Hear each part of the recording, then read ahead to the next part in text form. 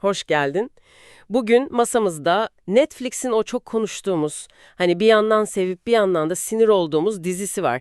Emily in Paris. Beşinci sezon geldi. Evet, geldi çattı ve biz de senin için The Guardian'dan TechRadar'a, eleştiri sitelerinden Reddit'teki o en ateşli tartışmalara kadar her şeye baktık. Bugünkü amacımız da aslında şu. Bu yeni sezonda ne değişti? Neden bazıları şimdiye kadarki en iyi sezon derken diğerleri tam bir hayal kırıklığı diyor? Ve tabii tüm bunlar dizinin geleceği için ne anlama geliyor? Aynen. Asıl soru şu, dizi nihayet olgunlaşıyor mu yoksa sadece yeni bir şehirde aynı şeyleri mi tekrar edip duruyor? Hadi o zaman en büyük değişiklikten başlayalım. Artık Emily Paris'te değil. Değil. Jenerikte Paris'in üstü çizilmiş, yerine Roma yazılmış. Bu İtalya macerası nasıl bir şey? Kaynaklara göre Emily, Ajans Gratton'un Roma ofisinin başına geçiyor. Evet, Vespa'sıyla geziyor, Palazzo Fendi önünde pozlar. Ve tabii Kaşmir İmparatorluğu'nun o yakışıklı varisi Marcello'yla yeni bir aşk. Yani tam bir rüya gibi duruyor, değil mi? Kağıt üzerinde kesinlikle bir La Dolce Vita fantazisi. Ama işte dizi bu fantaziyi çok ama çok hızlı bir şekilde yıkıyor. Nasıl yani? Kaynakların altın çizdiği ilk hayal kırıklığı şu. Bu, Emily'nin tek başına yöneteceği bir ofis değil. Aa, öyle mi? Evet, Sylvie, Luc, Julian, yani tüm Paris ekibi çeşitli bahanelerle kendini bir anda Roma'da buluyor. Bu da Emily'nin o büyük terfisini anında anlamsızlaştırıyor.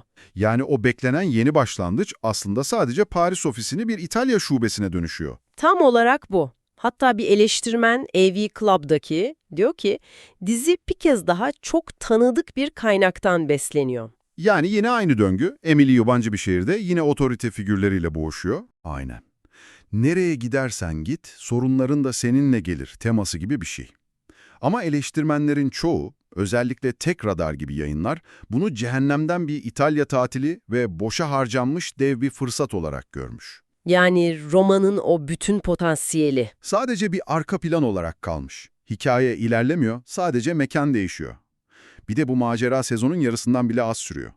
Bu da o harcanmışlık hissini iyice güçlendiriyor. Anladım. Ama bu profesyonel tökezlemeler ilginç bir şeye zemin hazırlıyor gibi. Emily'nin kişisel olarak olgunlaşmasına. Hatta birçok eleştirmen tam da bu zorluklar yüzünden bunun en sevilebilir Emily sezonu olduğunu söylüyor. Kesinlikle. O yeni bob sap saçlar sadece bir sembol. Değişim daha derin diyorsun. Çok daha derinde. Bu dizinin en başından beri aldığı en temel eleştiriye bir cevap aslında. Hani hatırlarsan, önceki sezonlarda her şey Emily için çok kolaydı.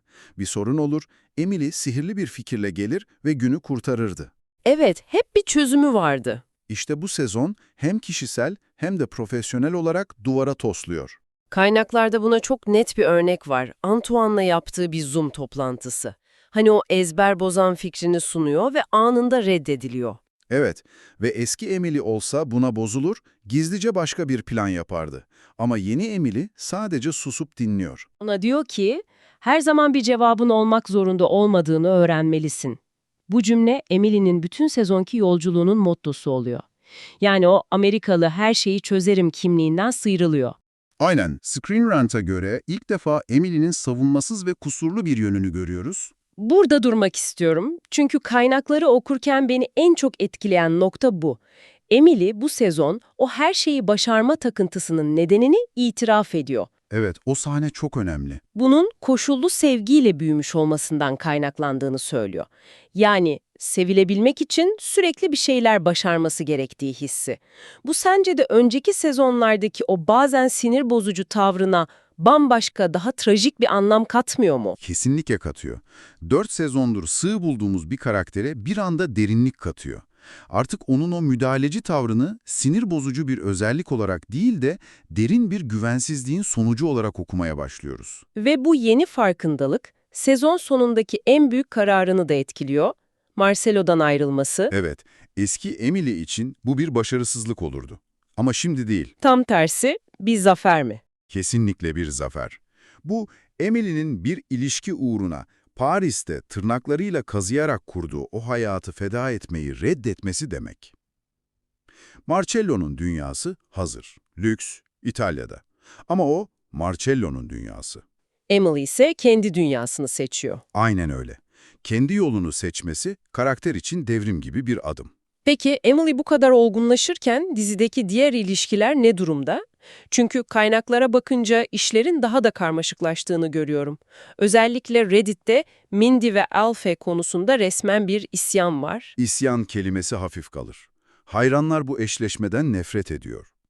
Alfie için ürkütücü, saplantılı gibi yorumlar var. Neden bu kadar büyük bir tepki var? Çünkü Mindy'nin en yakın arkadaşının eski sevgilisiyle hem de bu kadar çabuk bir araya gelmesi Emily'ye yapılmış büyük bir ihanet olarak görülüyor. Anladım. Ama problem sadece bu kızlar arası kural ihlali mi? Değil, çok daha derin. Bu eşleşme dizinin en tembel klişelerini tekrarlıyor. Alfie, Emily'den ayrılır ayrılmaz en yakın seçenek olan Mindy'ye yönelerek adeta bir yedek kulübesi karakterine dönüşüyor. Bu da Mindy'yi kötü bir duruma sokuyor tabii ki. Sevilen bir karakter olan Mindy bir anda başka bir erkeğin aşk acısını unutturacak bir araca dönüşüyor. Bir Reddit kullanıcısı çok güzel özetlemiş. Diyor ki, bu dizi artık Mindy'ye erkeklerle ilgisi olmayan bir hikaye yazamaz mı? Bu çok yerinde bir eleştiri. Kesinlikle. Karakterin potansiyelinin sürekli bu aşk üçgenlerinde harcanmasından duyulan bir bıkkınlık var. Peki ya Marcelo? Bazıları onu bencil bulurken bazıları ilişkilerinin bitişini gerçekçi buluyor. Aynen. Oradaki sorun Marcello'nun kötü biri olması değil. Sadece hayatlarının farklı yönlere gitmesi. Marcello'nun geleceği İtalya'da belli, Emily ise kendi geleceğini Paris'te kurmaya çalışıyor. Bu yüzden ayrılıkları da çok olgun bir şekilde oluyor. Ve tüm bu karmaşanın ortasında dizinin asıl aşkı Gabriel, sezonun büyük bölümünde yok. Evet, bir yatta özel şef olarak çalışıyor. Bu durum hayranları ikiye bölmüş anladığım kadarıyla. Bölmüş ama eleştirmenlerin çoğu yokluğunun diziye iyi geldiğini düşünüyor. Gabriel'in uzakta olması, Emily'nin kendi kişisel gelişimine odaklanması için gerekli alanı yaratmış. Sürekli o acaba ne olacak gerilimi olmadan yani. Aynen. Ve bir araya geldikleri o kısa anlar, mesela tren istasyonundaki vedalaşmaları, şimdiye kadarki en olgun sahneleri olarak tanımlanıyor. Sezon sonunda Gabriel'in Yunanistan'dan gönderdiği o kartpostalda bunun bir simgesi gibi. Çok ince ama çok önemli bir fark var o kartpostalda. Bu bir talep değil, bir teklif. Seni istiyorum gel demiyor, ben buradayım ve mutluyum. İstersen sen de bu mutluluğun bir parçası olabilirsin diyor. Bu ilişkilerindeki güç dengesinin nasıl değiştiğini gösteriyor. Ana karakterler bu dramaları yaşarken kaynakların neredeyse tamamının hemfikir olduğu bir konu var. Bu sezonun bir yıldızı var ve o yeni bir karakter. Evet, Prenses Jane rolündeki Minnie Driver. Performansı için inanılmaz yorumlar var. Kesinlikle. The Guardian'daki bir eleştirmen, onun dizinin şaşalı ve abartılı ruhunu tam anlamıyla kavradığını ve bu başyapıtın tam da ihtiyacı olan şey olduğunu yazmış. Ajansı iflastan kurtaran o kaotik enerji. Evet, biraz havayı, biraz güvenilmez ama kesinlikle unutulmaz bir karakter. Sylvie'nin o kontrolcü tavrıyla mükemmel bir tezat oluşturuyor. Bu da gelecek sezon için ilginç bir dinamiğin temelini atıyor olmalı. Hem de nasıl? Bu da bizi doğrudan bir sonraki soruya getiriyor. Buradan sonra ne olacak? 6. sezon nasıl görünüyor? Netflix CEO'sunun imalarına bakılırsa yeni sezon için 2026'yı beklememiz gerekecek gibi ve galiba Emily Yunanistan'da temalı birkaç bölüm izleyeceğiz. O kartpostal boşuna değildi. Hatta bir kaynakta Mindy'nin bekarlığa veda partisi için Mykonos'u düşündüğü detayı var. Bu da bütün ekibi oraya taşımak için harika bir bahane. Ajans tarafında da Prenses Jane yeni ortak olarak Sylvie'ye zor anlar yaşatacak anlaşılan. Kesinlikle.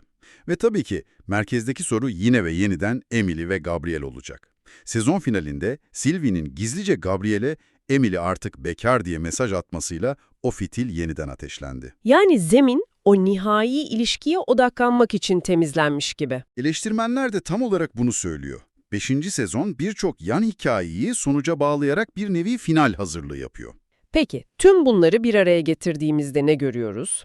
Elimizde bir yandan ana karakterine gerçek kusurlar ve bir gelişim şansı vererek olgunlaşmaya çalışan bir sezon var. Evet, Emily artık her şeyi kolayca başaramıyor. Hatalar yapıyor. Ama madalyonun iler yüzünde hayranların tekrara düşen, dağınık ve hatta sıkıcı bulduğu bir sezon var. Özellikle Mindy ve Alfie ilişkisi, Roma macerasının harcanması gibi konular çok eleştiri alıyor.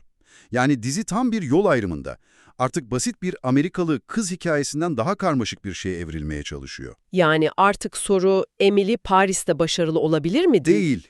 Daha çok başarı artık amaç olmaktan çıktığında Emily neyi elinde tutmayı seçecek? Paris mi, bir adam mı yoksa sadece kendisi mi? Kesinlikle. Sezonun sorduğu asıl soru bu. O zaman sana üzerinde düşüneceğin bir fikir bırakalım. Dizi 5 sezondur seni Emily'nin hayalinin Paris olduğuna inandırmaya çalıştı. Şehir onun için bir hedefti. Ama şimdi Gabriel Yunanistan'da. Emily'nin kariyeri belirsiz. Peki ya onun asıl altın çağı, hayalini kurduğu o şehir değilse?